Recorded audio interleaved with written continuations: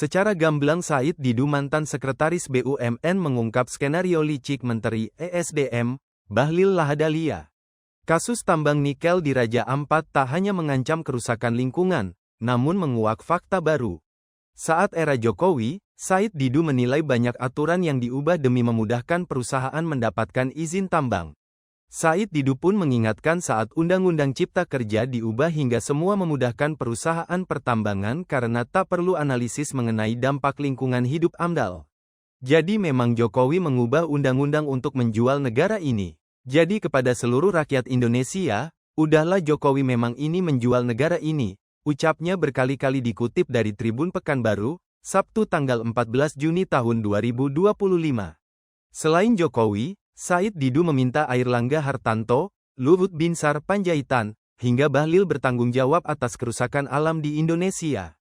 Menteri Investasi, Pak Luhut Binsar Panjaitan harus bertanggung jawab karena dia ikut mengubah aturan, tegas Said Didu.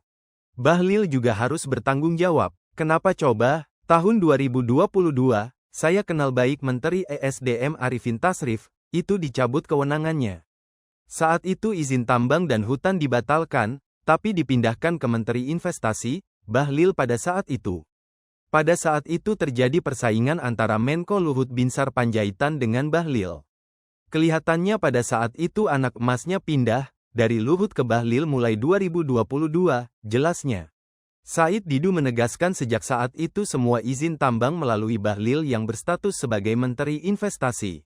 Said Didu pun meminta Presiden Prabowo untuk mengaudit semua yang dilakukan oleh Bahlil.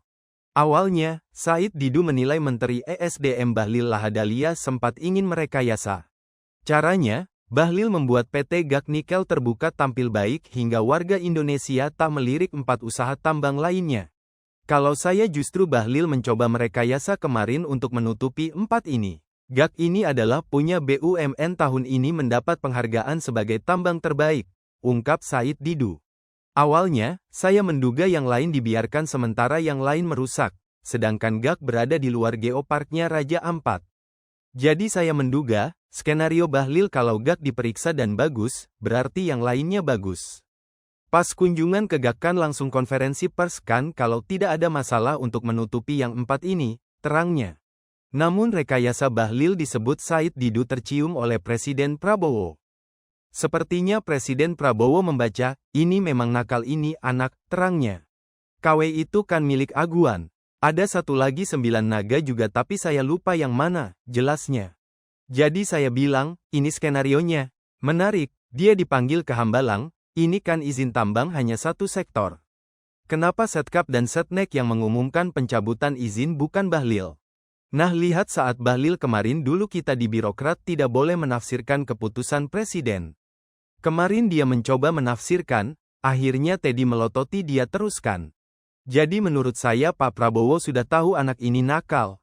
Ketahuan nakalnya, jadi dia mau menutupi kesalahan 4 yang lain, karena ada 9 naga di situ, ungkap Said Didu.